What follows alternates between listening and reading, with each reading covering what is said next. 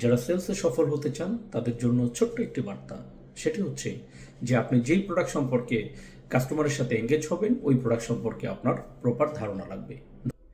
আজকে আমি আপনাদের সাথে শেয়ার করব জাস্ট ছোট্ট একটা এক্সপেরিয়েন্স। লাস্ট ডেতে আমি আমার বাচ্চার জন্য একটি খেলনা কিনতে গিয়েছিলাম। আর যে প্রতিষ্ঠানে আমি খেলনাটি কিনতে গিয়েছিলাম সে রিসেন্টলি এটা ওপেন হয়েছে মিরপুর 1 নম্বরে। তো there are lots of toys and different types of product, এবং সেখানকার সেলসম্যান যারা আছে তারাও বেশ স্মার্ট। কিন্তু খেলনাটা ছিল আসলে এটা একটা টেলিস্কোপ, খেলনা একটা টেলিস্কোপ। তো আমার বাচ্চার এটা পছন্দ হওয়ার পরে যখন কাউন্টারে আমি বিল করার জন্য দিলাম তখন তাদেরকে আমি জিজ্ঞাসা করলাম যে একটু দয়া করে আমাকে এটা চেক করে দিবেন।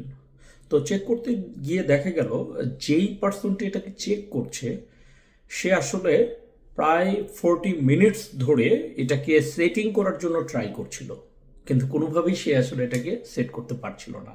এবং ওই হাউজে আরও অনেক সেলসম্যান ছিল যারা সবাই মিলে চেষ্টা করেও এটাতে আসলে সফল হতে পারছিল না। আমি আসলে কেন এই বিষয়টি আপনাদের সাথে শেয়ার করছি, এর কারণ হলো যে আপনি যখন কোনো প্রোডাক্ট সেল করবেন বা কোনো প্রোডাক্টের ব্যাপারে কাস্টমারের সাথে এঙ্গেজ হবেন, অবশ্যই ওই প্রোডাক্ট সম্পর্কে আপনার যতটুকু সলিউশন দরকার বা কাস্টমারকে কনভিন্স করার জন্য যতটুকু জানা দরকার সেই বিষয় সম্পর্কে আপনার অবগত হতে হবে। আদারওয়াইজ যেটা হবে, আপনার প্রোডাক্ট ভালো, আপনার এনভায়রনমেন্ট ভালো, সব কিছু ওকে আছে, কিন্তু শুধুমাত্র কাস্টমারকে আপনি ওই প্রোডাক্টটি সুন্দরভাবে বুঝিয়ে দিতে পারছেন না, তখন কাস্টমার কিন্তু নির্দ্বিধায় সেখান থেকে স্কিপ করবে।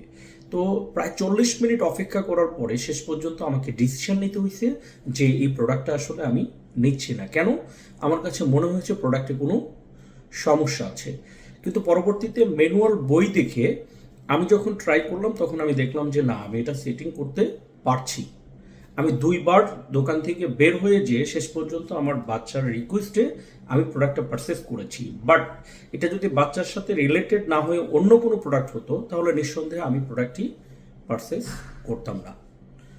তো সব কিছু মিলে মোরাল অফ দ্য স্টোরি হচ্ছে, আপনি যখনই কোনো প্রোডাক্ট কাস্টমারের কাছে বিক্রয় করবেন বা কোনো প্রোডাক্ট কাস্টমারকে বুঝিয়ে দিবেন সেই সম্পর্কে আপনার প্রপার ধারণা থাকতে হবে।